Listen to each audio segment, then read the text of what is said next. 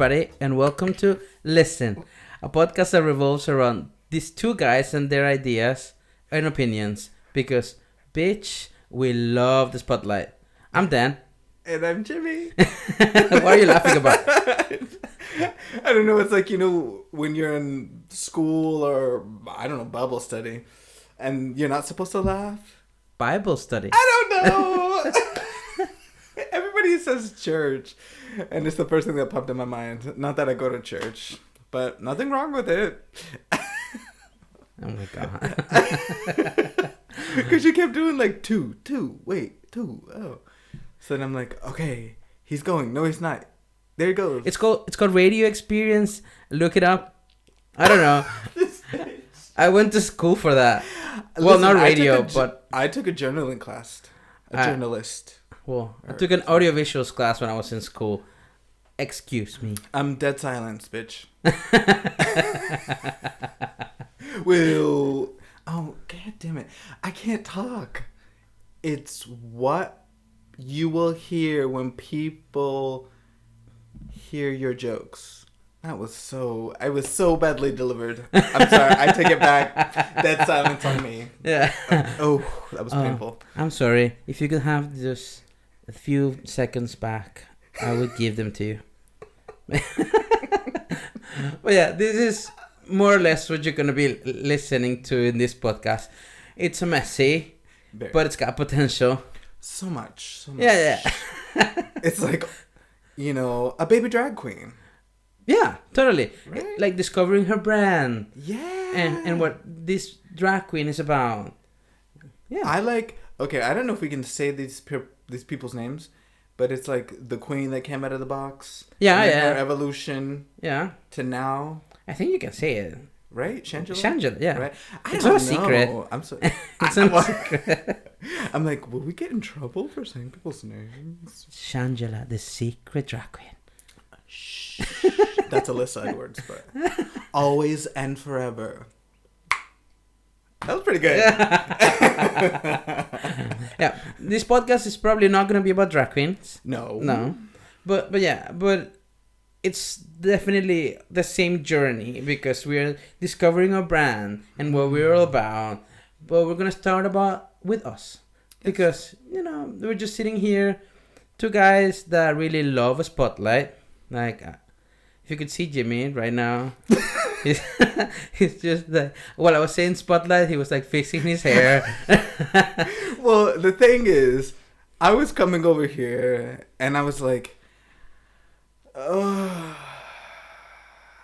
I rented a car. I had to return it. I don't have the rental car anymore. That means I either have to take the bus, walk, or ride my bike. And I didn't do none of them. So I was like, I'm not going nowhere. And I saw a message and I was secretly hoping you'd be like, you know what? I can't record today. And I was like, all right. But it wasn't that long to get here.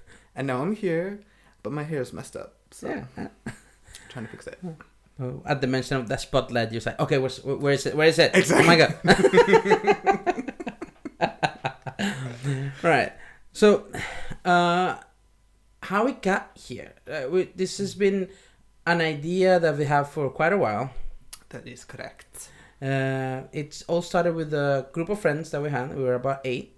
Mm-hmm. And it was all so funny when we got together to talk, and we'd talk about anything and everything, and we'd just like sit there and talk, and it feel like 20 minutes have been passed, and we actually been sitting and talking for about 8 hours. Exactly. We're like, we should put some coin on this. We should record this. But, coordinating 8 people, it's kind of difficult. Actually, coordinating 2 of us. Exactly. You just very heard how much difficult. I'm a diva. Yeah. I'm not going out of the house. I don't have a car anymore. Oh my god, that's right though. I'm not going to take the bus. In my defense, I'm coming to you. You're just sitting at home. So. But the studio is here. Like Beyonce doesn't. Well, she probably has a studio at her place. She probably. Oh, please, come on. You know goddamn well she does. Beyonce. Everybody comes to her. Yeah. Especially now she's got the kids. She ain't going nowhere. Yeah, but we're not Beyonce. Let me break that to you. I'm sorry. Unfortunately. Well, I am comfortable with being who I am. I didn't deliver that with complete confidence, but I am. So let's talk about us again. Let's talk about us again. Yeah, Beyonce has already enough spotlight as it is. Right. Yeah. So I'm Venezuelan. I came to Iceland about 4 years ago, and it's been a wild ride. It's been tons of ups and downs, and we can talk about that in depth in another episode. Oh, we should talk about exes sometime. Yes, yeah. we should. Juicy. Yeah. Stay tuned. Yeah. See, making already suspense to feel like next episode is gonna be about exes, is it not? Exactly. And maybe if some of our exes listen to this podcast, they'll be like, "Oh my god, I hope they don't talk about me." Oh, bitch, we're gonna talk about you. Oh, you're gonna. We keep almost clapping. Did you see that? We're like going back, hands out, and then like, oh, nope, stop. So how about you? How did you get here into this Iceland, which is an island in the middle of the Atlantic Ocean? Oh my god. We are really selling this podcast. I know. Oh my god.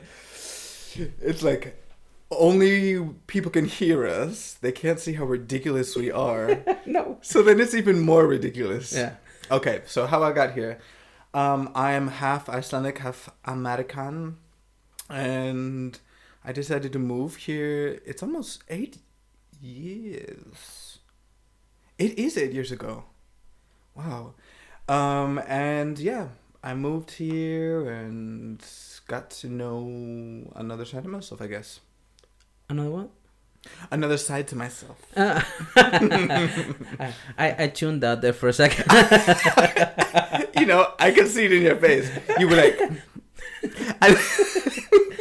another what? Kind of waiting for my cue to talk again. He's like, oh, he's talking about himself now. I'm gonna drift away. Wait for my cue. Oh wait, what? Basically, yes, that's what happened.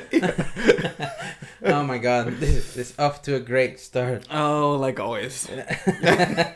I like opened the door. No, you opened the door, and I was like, I'm here. And you were like, we don't accept miracles. I was like, we don't accept God in this house. Yeah. Because I told him, I said, I'm going to be late, but if by some miracle chance, I'll be on time. Bitch, I was on time. Yeah, you were. Mm-hmm. You were. Okay, enough about my punctuality. Yeah. We're just going to talk in this episode, just going to have a bit of a Norwegian story about us, because, you know, this podcast is about us. Yeah. So it's fair that you guys know the story of how we met. Mm-hmm. Like, you know that this is an idea that we've had for a while, and we're just trying it out. But you guys actually don't know where we met. Yeah, our beginnings, our humble beginnings. So we're saying. Humble beginnings. Yeah. My journey. Journey to our friendship. That sounds like a bad movie. I know, right? Like a B movie from like the 80s, early 90s. But the actors are animals. Yes, of course. Because this story will be super lame on humans. Exactly. I have enough of humans. Okay, so I started in the choir. Yeah. And I what left... choir? Oh, yes. Let's just give more details. So I started in the Hinsengkorin, the queer choir of Reykjavik. And I took time off because I remember I left, I came back, and there was another little brown boy taking my spotlight. And a little tenor. Yeah. Yeah, we're both tenors, if you hadn't heard our voices yet. Exactly.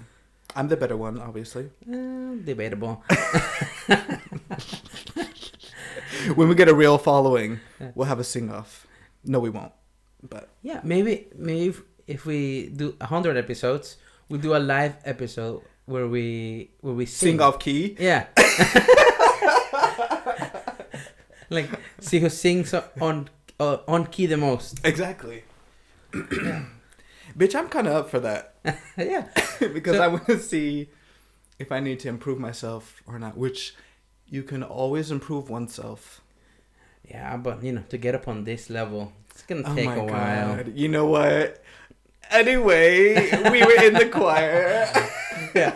So we started at the Reykjavik Queer Choir, or Hinsegin Chorin in Icelandic. I started singing with the choir. I'm gonna say 2017. Wasn't before? I think it was 2017. It might, yeah. I guess because then I came back to Reykjavik. I lived in Poland and then the north of Iceland, and then I moved to Reykjavik and started singing again. That's probably about right. More or less. Mm-hmm. So you probably joined back in 2018, at the beginning of 2018.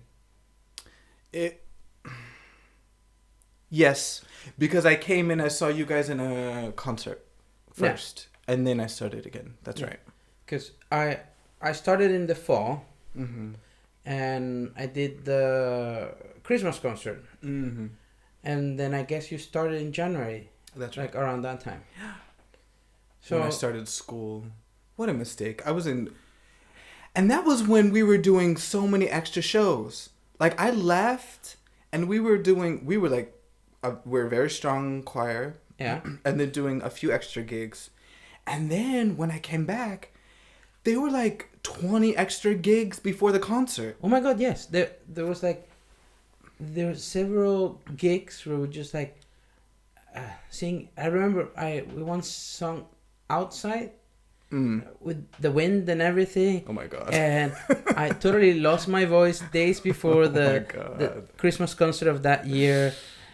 And it was just like, I was just a total mess. Like, oh my God, we're going to sing and losing your voice, and then being on like ginger and strepsils and all that, like all the home remedies. Yeah. What you got? Give it to me. Yeah. Praying to all the gods, like Ursula, oh my God. Give it to me. Yeah. I don't want those legs. Give me the voice. Give me my vocal cords back, please. I need them. Well, that was a lot of craziness, but it was nice to go back.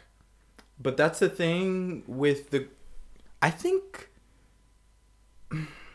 maybe it's not so rare, but I feel like men, unless it's an all-man choir, there's usually fewer men in choirs, and then tenors are also so few, and that's what our choir kind of is. But like, excuse me, our choir director has said our male voices are pretty powerful. I mean, I sound like I'm cocky or something, but that's just what she told me. I'm just gonna. Maybe she was lying to me, but you're just quoting. She was trying to build you up, maybe. Yeah, exactly. She's like, I don't want him to quit, so I'm just gonna give him a compliment. It's not true, but no. So we are always, I don't know, like the most 7 tenors, right? Yeah, at the most. And there's like 30 altos. Yeah. 70 sopranos and like 23 bass. Exactly. And 7 tenors. 7 tenors. Humble. I remember specifically when we were rehearsing for a spring concert, I guess. And our choir conductor made a post on our Facebook group. It was like very detailed and with different pointers for each voices. And there was one where she was like, yeah, and for those who are singing very, like, I don't want to say loudly, but like with a high voice, like, remember to keep it like low and everything. And it was like, I feel very attacked, first of all. Because in the hashtag she wrote Danilo. Basically. I'm not shading you, but you know who you are. Yeah. If you feel attacked, there's a reason. There's a reason. Yeah.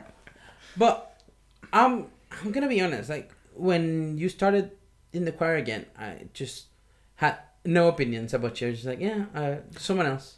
Oh, I didn't like you. Well, I'm not surprised. No, okay. It's not that I didn't like you, but it was, I don't know. It was that I didn't know you, and so I was kind of like on the defense for some reason. Why? I don't know. I was feeling my insecure bitch. That's what it was. I mean, let's be honest. That's what it was. I'm gonna be honest and true and say that's what it was. Well, then there's also maybe because I was the first tenor. I mean, still am, but okay. Bitch, you're not even in the choir right now. I'm the first tenor, so don't you even. Look at him trying to take the spotlight again. Understudy much? No, but then it was actually kind of nice because we just kind of got each other's humor. Yeah. Once we got to know each other. And I'm like, I'm not going to be this bitch that's like, I knew. Because you know what it is? It's like divas pitting divas against each other. Yeah, I know. Which is totally stupid. Yeah. Like, even... I mean, I'm not that much of a pop listening person, but I do listen to my pop here and there. Yeah. But I find the whole... how do you get like comparison between pop artists tired. Like, why do you want to do that? Like, they all have different concepts and they all bring different things to the table. So it is very... But you know, they only do that with the women. Of course. And if they were more gay artists, they would do it with the gays too. Yeah, totally. Yeah. I mean, I don't know if that... Are we more catty? I don't know. Anyway, the thing is, like... If we are Mariah and Whitney, obviously I'm Whitney, and we can make not a solo, what do you say, a duo together. I mean, you're Whitney. No, you're Mariah. No, I'm Whitney. You're Whitney. I'm sorry. Don't start again. Not completely listening. I gotta work on that. Honesty. Yeah. So you're Whitney, but I'm Bjork. Like, another level. Bitch, you can't do that.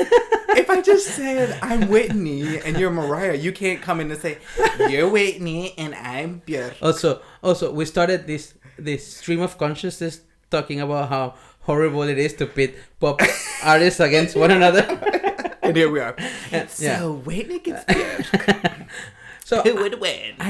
I do have one story about us when we were first meeting in the choir, like, and it was just like me trying to say things, but they not coming out in the best way. Like me putting my foot in my mouth is basically something that I do regularly and a lot.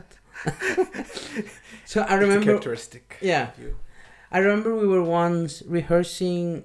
Not at the usual place where we do it, but in one of the schools. Oh yeah. And our usual pianist. What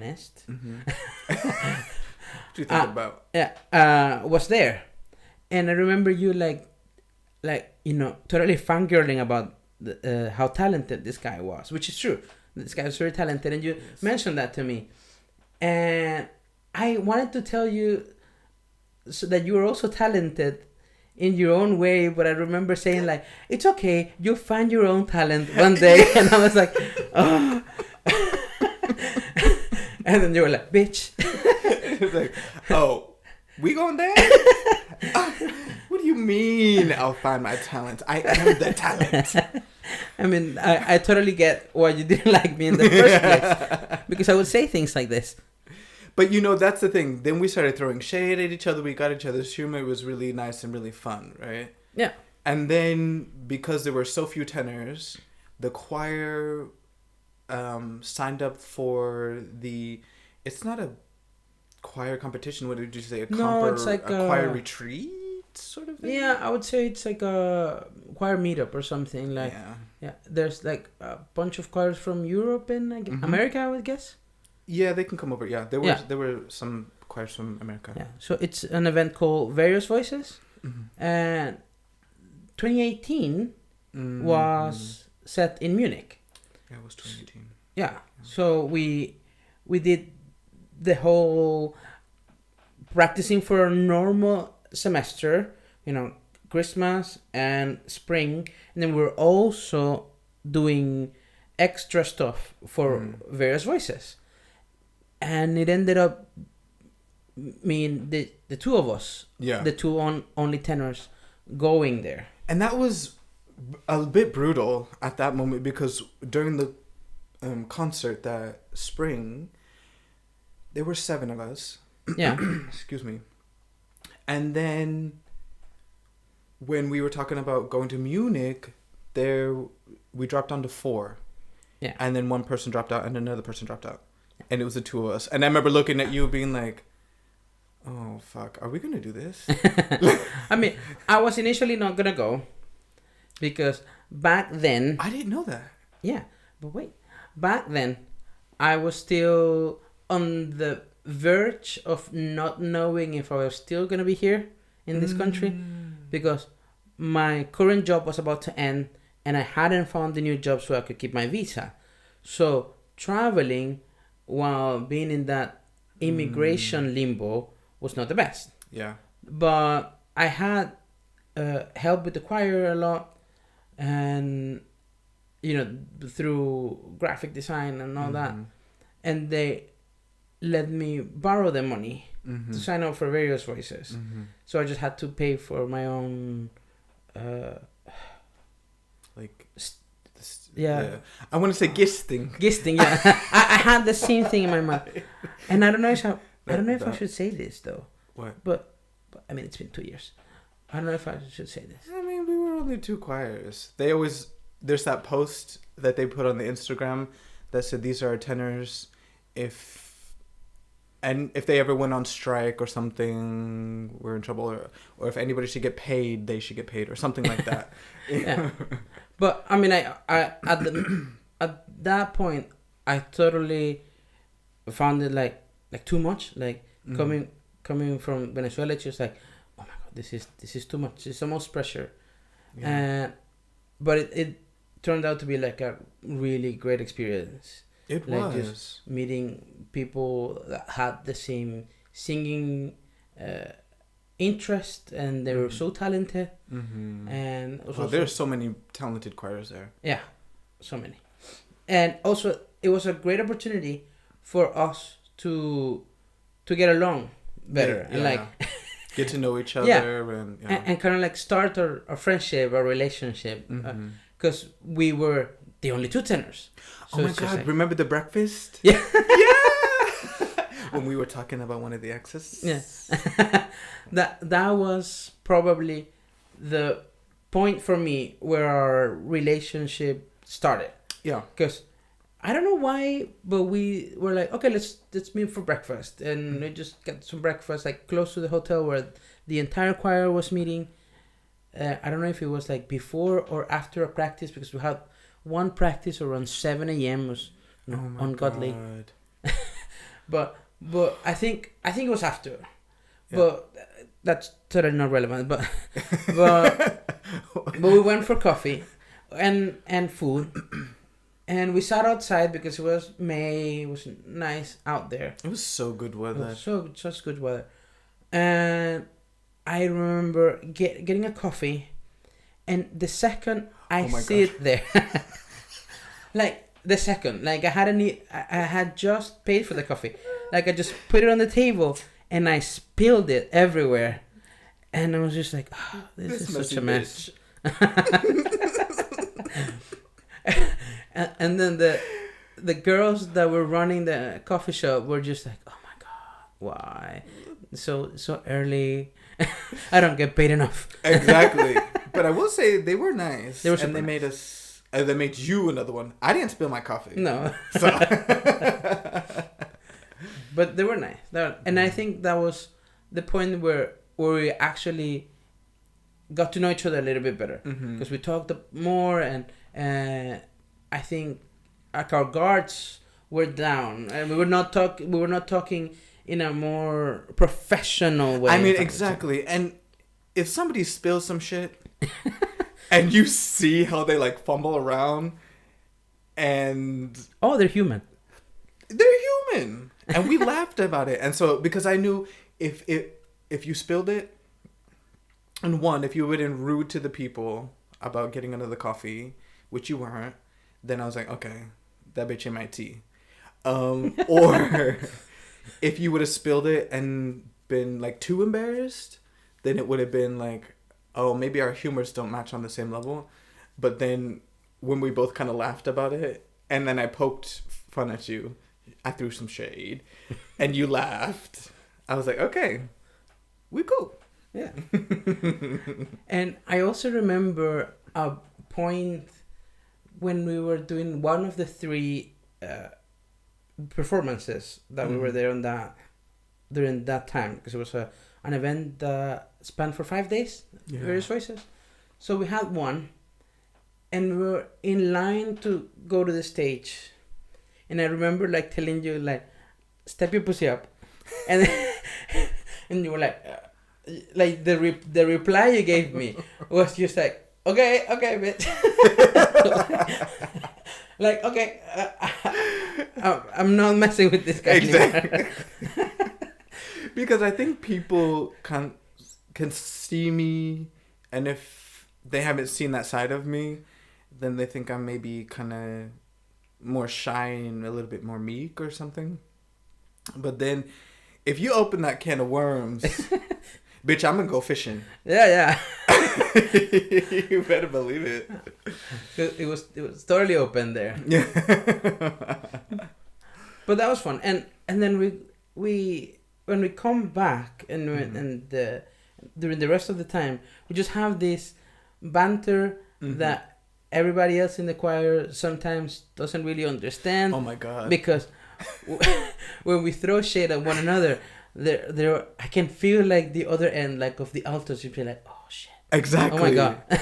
And I remember our choir director once kind of looked at us and was like, "What's going on?" Like I'm like, "Oh shit." Yeah. And then it kind of we just kept going, and throwing shade just like so openly that people are like, okay, I get it. Yeah. They don't hate each other. There's no rivalry. There's no Björk versus Whitney. It's a duet. Björk and Whitney. Exactly. That would be a very weird song, actually. That would be the weirdest. And I can't even imagine what it would be like. No.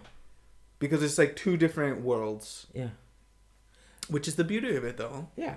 And maybe that's what make it magical. And that's why we should not pit them against one another. Exactly. I mean, unfortunately, we can't do it anyway because my queen is no longer with us. Oh. She's a bit dead.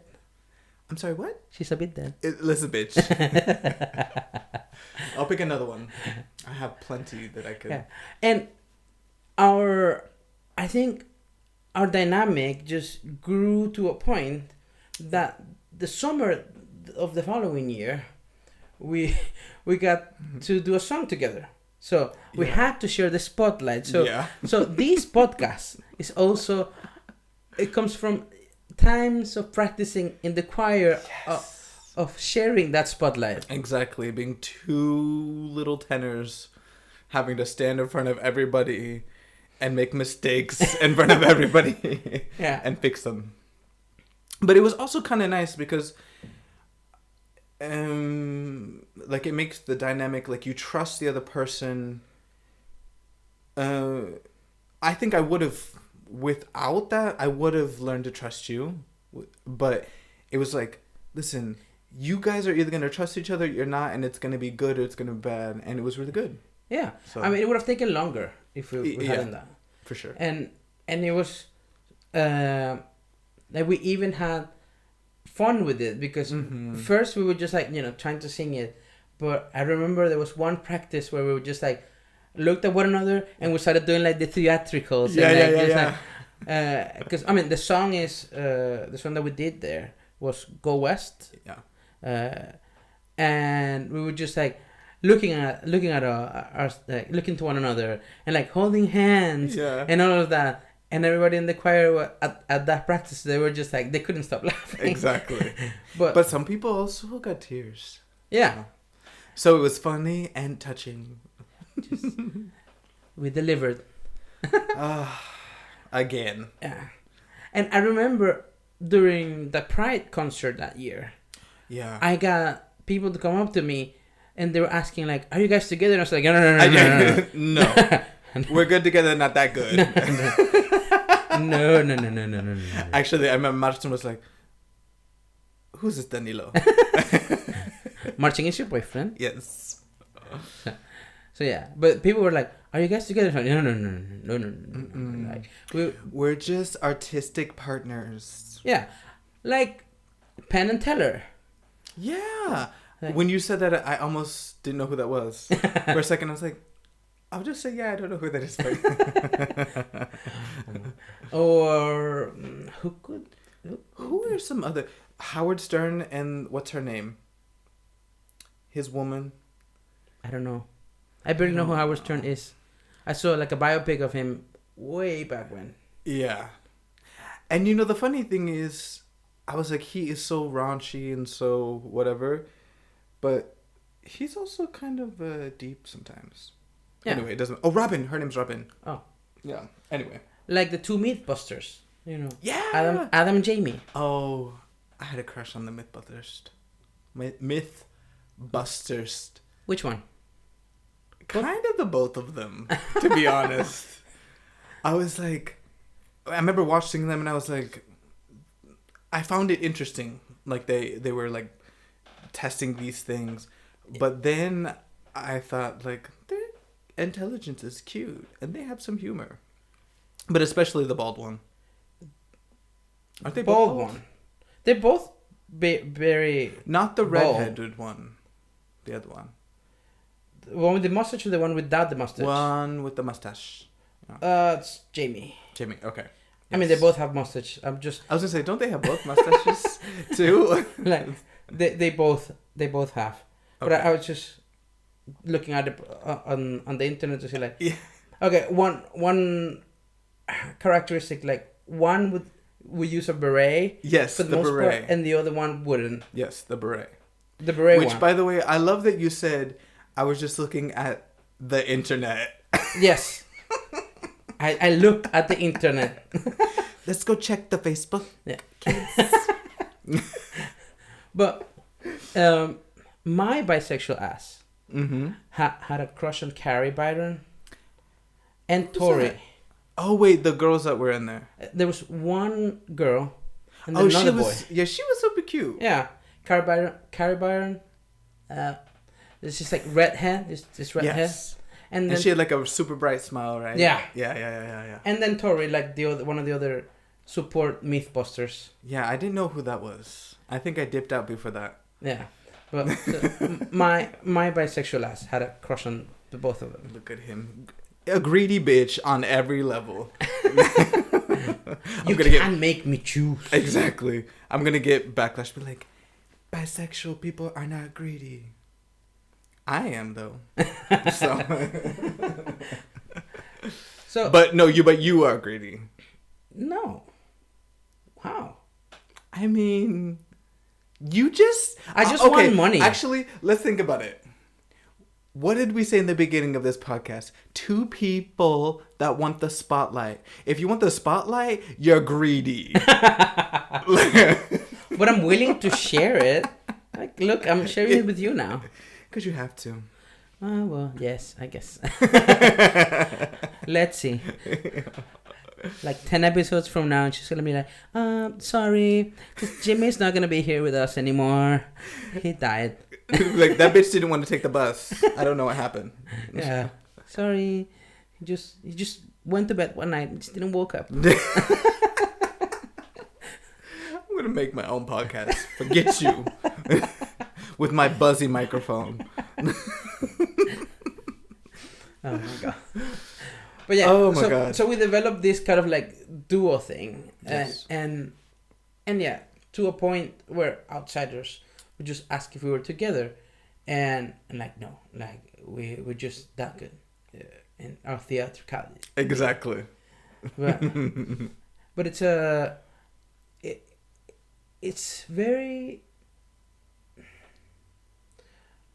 interesting because when I was in Venezuela, I would know people who were in choirs and would do that regularly, like part of my social circle. Like a bunch of my friends had been in choirs or very closely related to that kind of music world. Mm-hmm. But it wasn't until I came to Iceland where I joined the choir. Do you mean like you joined the choir and became socially involved? Or what do you mean? No, I had never been part of a choir before. Like when I was back home in Venezuela, I would do music here and there. Like I once had a band. Oh my God, that's right. We got to make a podcast about your band one day. Yes. Which died in 2010. Oh my God, 10 years ago. 2010 doesn't seem like that long ago. But then when I think about it's 2020, yeah, I'm like, oh, fuck me. Yeah. So we disbanded in 2010. So I still keep in touch with some of them. But yeah, that was what I would do music wise. Mm-hmm. But when I came to Iceland, I joined the choir. Mm-hmm. And it was this whole aspect of music for me. Yeah. Because You're not a soloist anymore. Yes. Oh my God. I have to share the spotlight. I have to sing on key. Oh, that's weird. Yeah. And sometimes if you have seen me sing in the choir, or if you've been in the choir with me, I'm gonna say it. I, as a first tenor who sings the high notes, mm-hmm. What do you want to say? I would sometimes go over to the sopranos for a visit. Listen, for coffee. This podcast is officially worth it. To get this admission on tape, let's put this on blast. You're gonna get your own MP3 and just extract that part and listen to it to go to sleep all day. ASMR. This is my ASMR. Yes, he does the Sopranos. The Sopranos. He knows he doesn't sing on key. But that's what practice is for. That is very true. But is that what concerts are for? No, I'm just kidding. Oh my God. I'm not saying I'm the biggest bitch, but but you're like buying all the tickets. Oh, all of them. It's a sold out show. But see, this is the stuff that we'd say in front of other people, and they'd be like, "Oh, can I laugh?" I'm not sure. Oh my God. Exactly. I'll wait to see his reaction.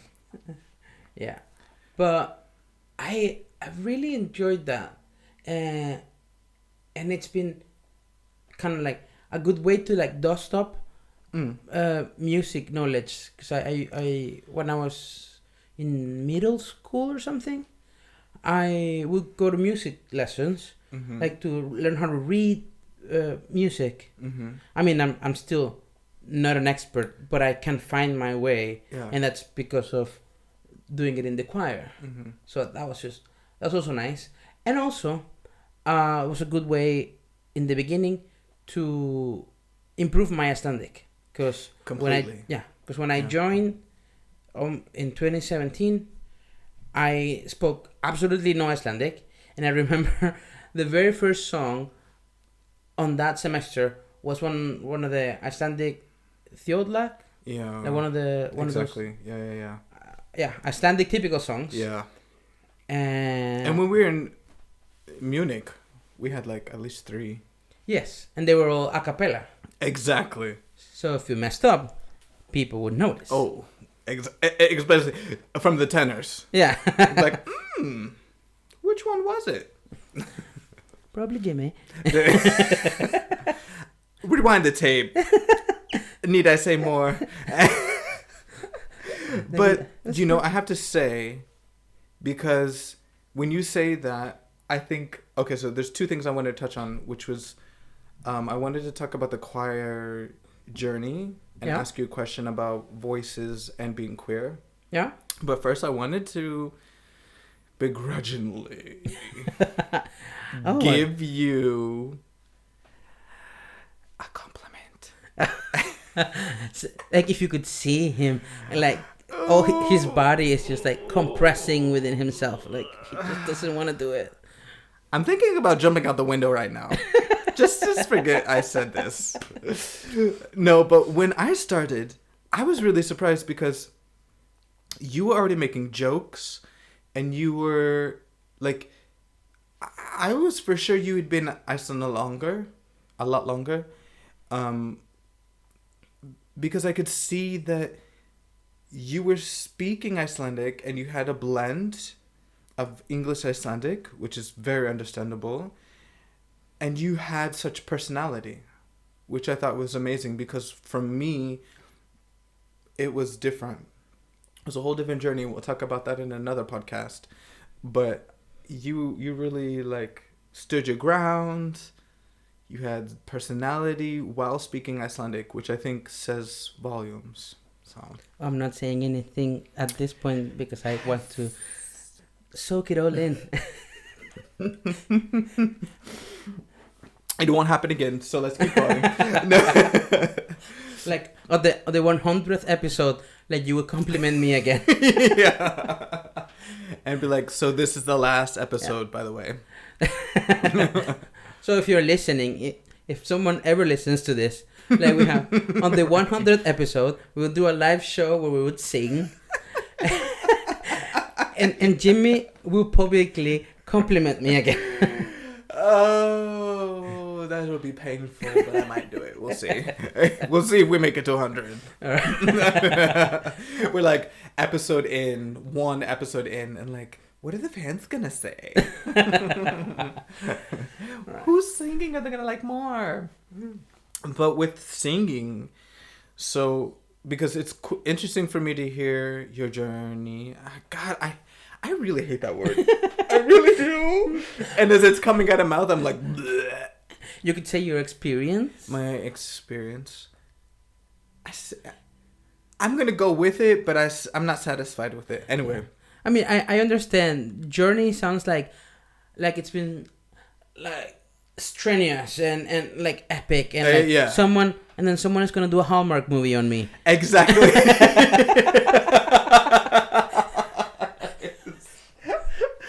Fucking Hallmark. I would love to see it. But wait, I was listening to I think a podcast that talk about, I think they were saying they've never put any gay characters actually. Where? In Hallmark movies. Of course they haven't. So this will be their opportunity. Hear that, bitches? Hallmark. Yeah. Biopic. Yeah. #us. I'm just saying. The two bitches and the microphones. But, okay, so, choir was interesting for me, like, getting there, because I've been so, like, insecure with the idea of singing for a long time, and that, for me, stemmed from being queer.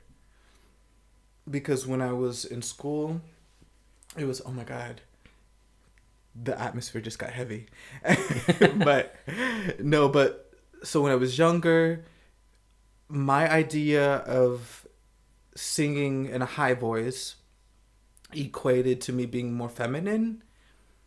Oh my God, we're gonna have a whole nother podcast about femininity, homo-ness, everything. Anyway, it equated to femininity, which then put a spotlight on me. And when I was younger, I didn't necessarily want that spotlight. So I would go home and I would sing all the high notes. But when I came to school, I was in the second bass. And that was because I was like, I do not. But there's a thing, when I get nervous, it doesn't really happen that much now. But when I get really nervous, my voice drops and it goes like really deep. And so I was a second bass. And then I finished school, high school.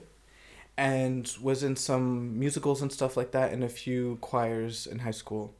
But when I got to college, my choir director there was like, "My dear, you are a first tenor." And so it opened up a whole new world for me. And then when I moved to Iceland, I was like, I want to do something that's fun and that will just give me happiness, whatever. And somebody then mentioned that I was working with at the time, the choir. And I thought, that sounds like fun.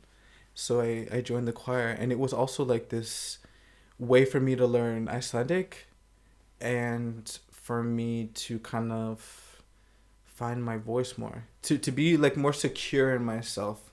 I think that's what this choir actually has given me. So join the queer choir. This is the biggest advertisement for the queer choir, isn't it? Yeah. But what you said at the beginning of the remark was what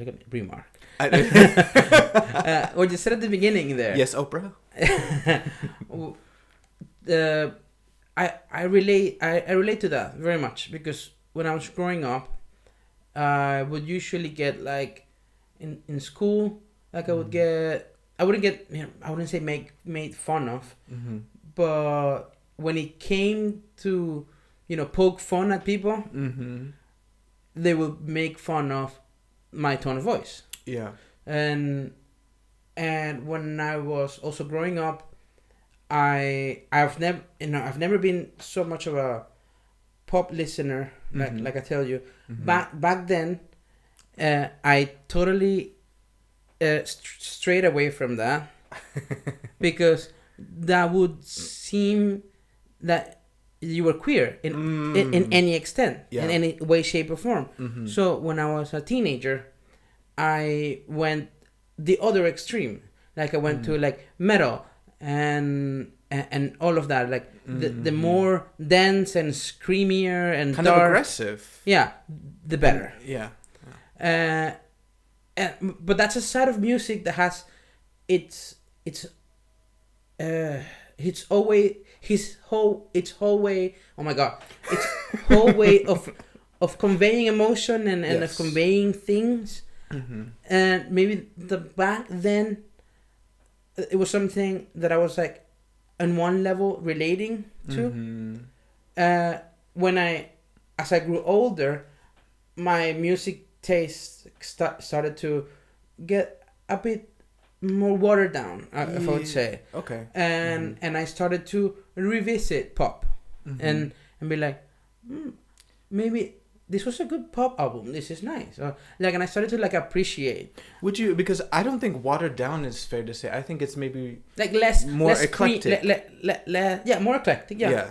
But it would be like less scream. Less screaming, less angst. But I've always been a bit of an emo at heart.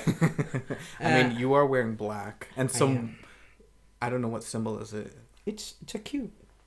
Is it just a cube? Is it just? It's a cube of my emotions. Leave me alone. Exactly. You don't understand me. Oh my God. What was emo? Yeah, but I would think that was one of the reasons why back then I would just go to the other extreme of music.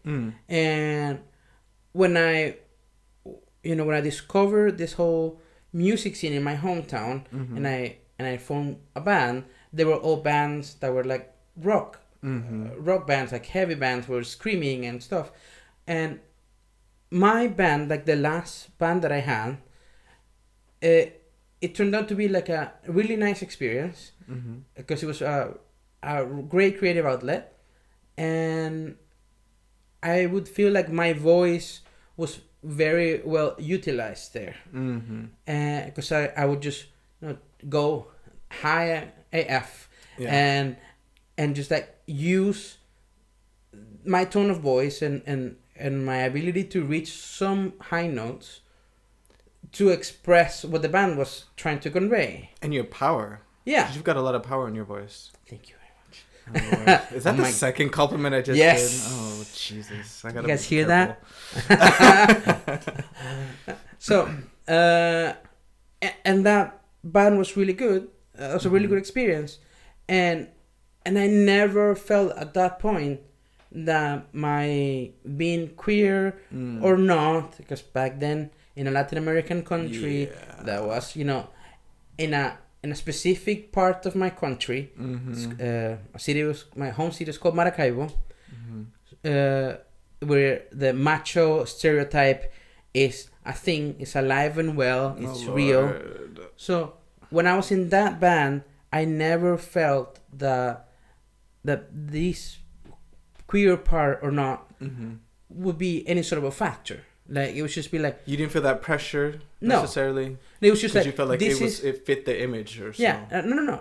We didn't have like a very flamboyant image or anything. No, not flamboyant, but you know, like those big hair bands, like The Rock, that you know pushed to have these big sounds and these high notes and something like that. So maybe fit the kind of the idea of the band, maybe not the image. I'll say. But I'm trying to say is like I had found then this spot where my voice was would fit into the whole concept and what the band wanted to say, and it was nice because it was a point where it was just about creating music and not so much about wondering, hey, why do I find this girl attractive and why do I also want to make out with this guy, and so I didn't have that during the time I was creating music. But on the other end, since we would write our own music, I got questions from our band members and people around the band that most of my lyrics that we did as a band were not on like relationships or like love or something, but were more of like introspective, like thinking, and that was also a decision that was that the queer factor had a bunch of or had a lot of it had a lot of weight. Had a lot of weight Yeah. to it. So I decided not to do anything too overly like I love you or like I want to touch someone or something like that, and just drove all of the things towards me and towards emotion and introspection, so that the queer thing would just stay on the sideline. I would just not show it in the band. Can I ask you, did your band members know that you were queer? No, they didn't. No. Okay. Because that's what I was wondering. I thought like if they didn't know, then maybe they would be like, yeah, okay. Or maybe they knew, but they never asked. Yeah. Because back then, and this is going to be a very heavy topic, or so I'm just going to come on and say, like, I don't fully believe in coming out.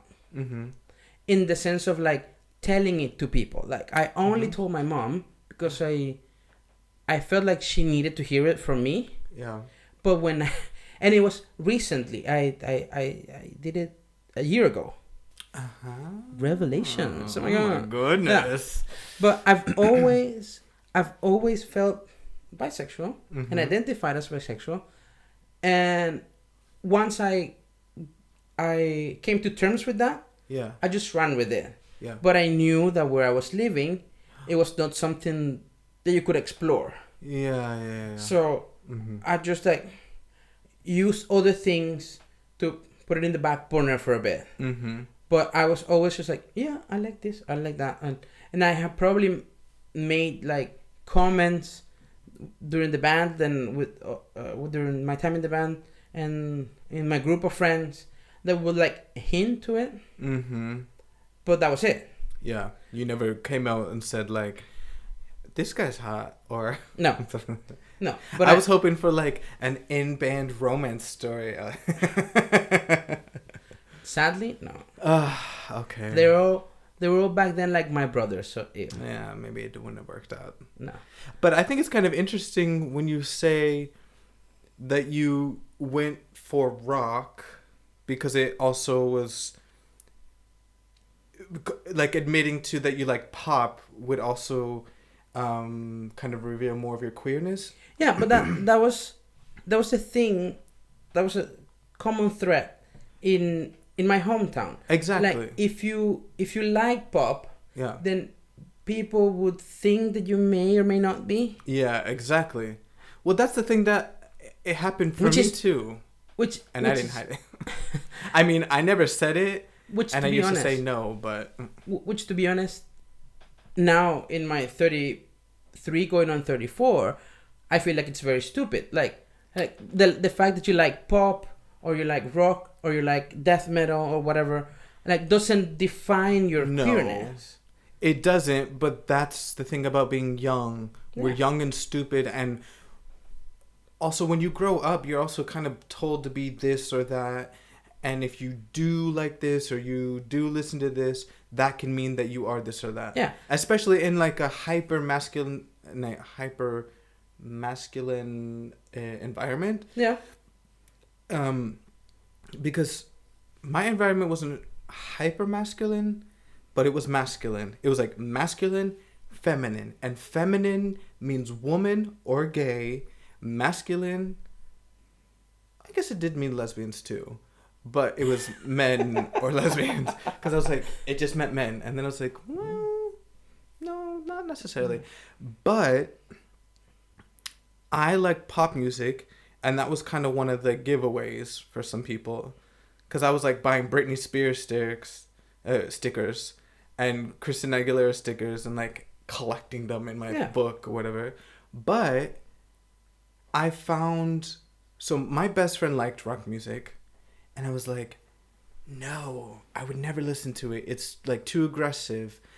And then I started listening to a rock group, like in secret. Because at that time too, I also thought, because I like talked so down to this genre of music, that I thought I can't admit to liking it. Yeah. Like I have to just pretend I don't like it. Yeah. But what I found, because when I listened to pop, I felt this kind of softer side of me being, I related to it, from that side. But when you're also in your teenage years, there's this like unrest inside of you. At least it was inside of me, And so that's what I then heard in this music. I heard like somebody else singing about, not exactly about what I was going through, but I could feel that we were having the same feelings. Yeah. And so that's when my music started to make that change, where it was eclectic too. Because I was just pop, and then it was like, oh, I like rock. And then I started discovering so many things, which also connected with my time entering musicals and choir. Because then I discovered like the power of voices and what you can do with your voice, and went into like blues and jazz and all that stuff.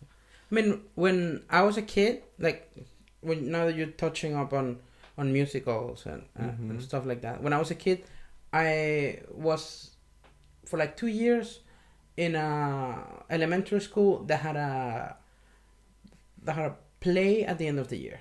Mm-hmm. And those were the moments that I was very much looking forward to at the end of the school year. Because it was like a time to just like go somewhere and go to a theater, and you had like this whole stage thing, and you have to like memorize lines. The dramatics. But that was when I was, I guess, in second or third year. Mm-hmm. Then enter, I would say until 96, 97, I would listen to whatever was in the radio, pop, back then the Spice Girls were a thing. So I had the posters. Yeah, I was also a fan of the Spice Girls. Yeah. Back then, 96, 97. So when it came to like 98, 99 onwards, I started shifting to more rock, because that's about the time where you are like in middle school and you're like, and you and puberty starts kicking in, and then you're like, maybe what's that, and you start discovering these things about yourself, and masking things or not. Yeah. So once I accepted myself, that for the fact that I was bisexual and everything, and my musical styles would those that were like in the back would like came up front, and I was like, I would just like review them, like I mean, like the first album of the Spice Girls is really good. I mean, for a pop album, it's really funky, and it's like it feels like more instrumental compared to like albums today, like pop albums today. Yeah. So like I started appreciating them more. Exactly. From then. But in my hometown, like if you liked pop for the most part, it would raise questions about you. Yeah. And something, I mean, probably because it's a place that's very hot. Like Maracaibo is a very hot city. But I remember if people, if men would wear cardigans, then that would be like a dead giveaway. That's a gay boy. Yeah.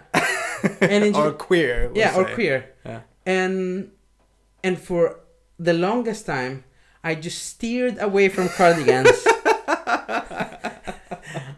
until I moved to a colder place.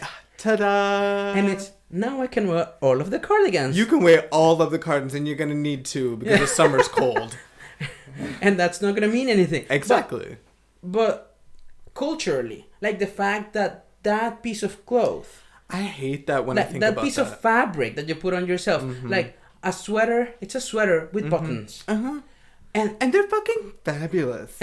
And I know this is like pushing the idea that they are telling you that me saying that a cardigan is fabulous is what they're like. See, exactly, gay boy. But they are nice. And I mean, look at Mr. Roger. Yeah. Didn't he wear cardigans? Yeah, true. He was a national treasure in the States. So he wasn't gay. He was just kind. Yeah. But then you come here and knitting is a thing that everybody does. Yeah. Like it's part of the culture where if you would go back to Venezuela and you would show interest in knitting, you would be either a grandma or two queer. Exactly. Or a queer grandma. Exactly. But my inner soul is a queer grandma. But I can't knit, so whatever. With your cats and your plants. Oh, I have so many plants. So many plants. But yeah, and like knitting, it's part of the culture, and it's okay to knit stuff, and to you could knit a cardigan for yourself, and nobody's gonna say anything. Exactly. Or you could buy one at the store. Have you knit a cardigan? No. Okay, I was gonna say because that sounds really hardcore. Yeah, it's a level of grandma or queer grandma, an aunt or aunt. Yeah. No, it's a grandpa. A grandpa. Yeah, it's a level of knitting that I haven't gotten there yet. Like I knit one like a headband. Okay. For my ears. To keep my ears warm. That was it. Yeah, because I was gonna say, my aunt could do that, but that sounds hardcore. But it would be really cool. Yeah. That's the one thing that sounds cool about knitting. You can just have an idea and create something with your hands. But with the idea that fashion defines your sexuality, I hate that. But it was so true. It was so completely true. Were Jinkos a thing? Yeah. Yeah. So I wanted Jinkos so bad. I was very much into Jinkos because the new metal scene was all for them. And the thing, I didn't know it was metal. But I guess when I think about it, I probably kind of did. Because when I came to Iceland, one of my best friends, she was in Jinko jeans. She was like, I'm goth now. I don't know if she told me she was goth or if I just was like, oh, she's goth. And she had her tongue pierced. So when I went back, I was like, I want my tongue pierced. I want to dye my hair black. My hair is pretty much black anyway, but I wanted to never talk to anybody. Like, I was like, I just want to be invisible. That must have been hard for you. Well, it didn't fucking work, so there you go. I was like, I could have done all of these things except for shut my mouth. And I wanted Jinko jeans so bad. And I remember asking my mom, and she's like, I'm not getting you those. And they were kind of expensive, actually. And I remembered, I loved it. They were big, and they, like, dragged on the ground, like the back part, right? My mom was like, I'm not getting you clothes so you can destroy them. That's not going to happen. But then for Christmas, I opened a package, and it was jeans, and I immediately was like, oh my God, Jinko jeans. And I opened them, and they looked what I thought would be Jinko jeans. But in reality, my thick ass, there was no way they were going to be Jinko jeans. Like, it just, they weren't actual Jinko jeans. They were maybe some sort of knockoff brand. Yeah. And yeah. I mean, back in Venezuela, I could never afford Jinko jeans, so I got knockoff ones. And, you know, my mom didn't care, but it was my grandma that would just have serious issue with the fact that they would just, you know, run in the ground and then get frayed with time and use. And she would threaten with cutting those parts. And I was like, no, this is not gonna happen. That is the whole story of them. That's the whole story of them, right? And I remember when I was in my metal years, I would just go to there was like the version of the $1 stores. We need pictures, by the way. There are no pictures. Oh my God. Because back then it was just mostly film. And I don't think I've ever had digital pictures of that. I'm so sad. But I will try to find one. I'm making images in my head, but I want confirmation. But I remember I was very much of a crafty new metal queen. I don't know if that's the right He was messy since he was young. So I would go to the the version of the dollar stores in Venezuela, but inflation, it was not $1, it was like 1,000 bolivares.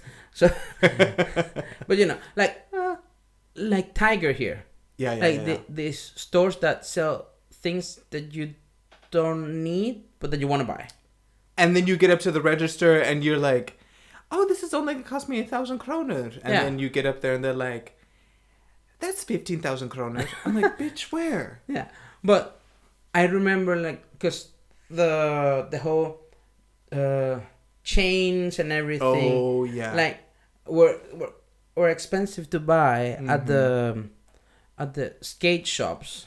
Oh yeah, because they were like, oh my God, skate.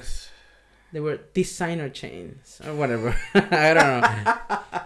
But I remember going to the dollar store and cutting up dog chains. That's so good. and putting them like one end in my keys, those my keychain, and the other end in my wallet. So just like do like this like loopy thing on my back and my pants. I take it back. That was not messy. That was a resourceful bitch. Yeah, I like it.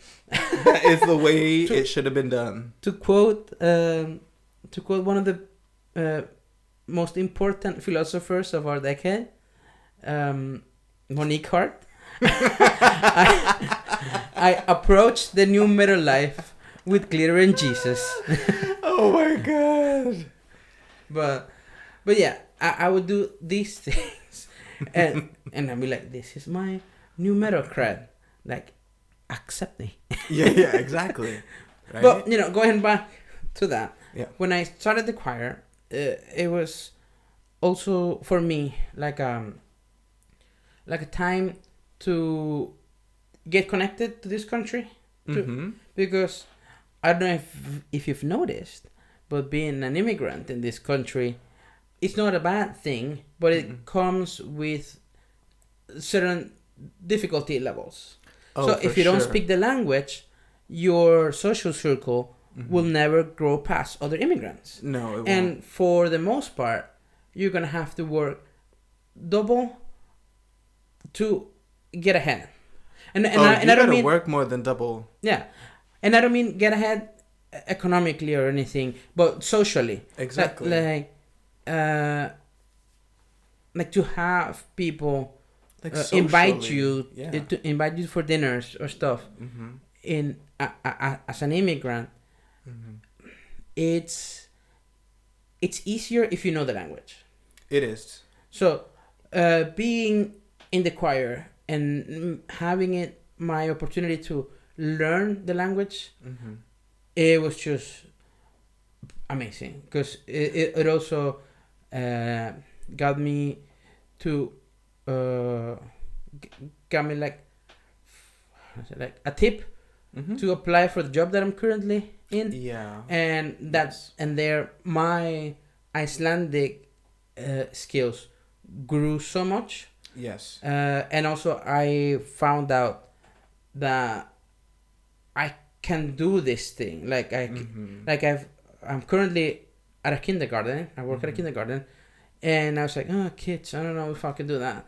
But, it's either that or going back to communism. So I will take. Give me the fucking kids. Give me the Come on. Yeah. I will change all of the diapers. But then I'm gonna go to work and tell them. For the record, I also work at a kindergarten, so it's even more funny. That's the other thing. I mean, not now, but there were so many kindergarten teachers in the choir. yeah, and that's why by knowing people in the choir, Mm-hmm. that's how I got to apply to this kindergarten. I mean, I got information that they were looking for, so I applied and I did the whole thing, Mm-hmm. and I got the job. So I got selected not because I was connected to somebody in the choir, but somebody told me that they were looking for someone to work at their kindergarten. So I looked it up and I did that. It's not in any way like because I know this person. Yeah. This person got me into this job. You do have to kind of, not always, but it's much easier to get a job if you heard it through the grapevine. Yeah. Like, it doesn't guarantee you're gonna get the job, but you hear more about, like, I would say more of a secure job. Yeah. Through people. And if you don't get in socially, then you can't get in economically, Yeah. to be quite honest. True. To kind of put it bluntly, because you can get a job at almost any hotel, but like what we're going through now, for me, I feel like it shows how unstable working in tourism is. And unfortunately, like any other country in the world, Iceland is also prone to the kind of unfortunate greed of some people. True. So taking advantage of people that are coming here. Yeah. True. But going back to me. This bitch. No. Being in a kindergarten or working there, like at the beginning, I would say like the first months, it was like, okay, it's an alternative for, it's either that or communism. Uh-huh. But as I was there and I spent more time there, I realized that I had this skill for like teaching kids Mm-hmm. that young Mm-hmm. and relating to them. Yeah. And I had that ability to connect to them and care for them. Sometimes I tell my roommate about them and she goes like, you care for these kids a lot for being with them for about a year. Like they move on to other dates and to other schools and they forget about you. But not completely. That's Yeah, not yeah. true. But I know what she's saying. yeah. But she confronts me to that reality and I'm like, no, they're always gonna remember me. They'll be like, Danilo. Yeah. And yeah, so through that I discovered these other things about myself. Mm-hmm. And that's how 2 years in Iceland have become now 4. Hopefully 8, 10, and I'll die here. Exactly. So then we can actually have that 100th episode. Where Jimmy's going to compliment me again. Exactly. If not, you can just give me the microphone and I'll make this a solo thing. All right. No. So we've been talking for about an hour and 20 minutes. Oh my god. So it's good, but yeah, because this is how the podcast is gonna be. So yes. if you are doing laundry or doing like vacuuming your floors, I don't know if you should see the motion that he's making right now. I'm like, what the fuck is that person doing? I don't know, vacuuming your floors, you're whatever. Like, if you're doing the laundry or the yeah, but because or I was driving also, in a car. I was driving a car. Yeah, but I had I don't know why, when I was doing like vacuuming the floors, I imagined the Roomba, like yeah. But the Roomba, you're not using your hand. Yeah, I mean, you're sitting on your sofa looking at the Roomba. Yeah. Like, some Wall-E shit. Yeah. And yeah, good movie. really. Yes. This is gonna go to another episode. Exactly. Like the debate for and against Wall-E, because I'm totally against that movie. You know, we gotta make a list of things, of movies, and then we'll say for or against, and we'll say why. Because Wall-E is a for sure yes.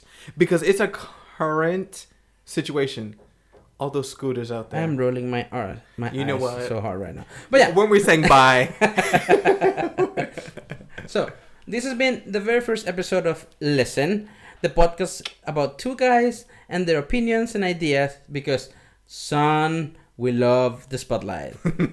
So we'll see you next week. We're gonna be trying to record these episodes weekly. We're gonna put it on record. We're also messy, so please be forgiving. So we'll see you next episode. Yes. Bye bitch.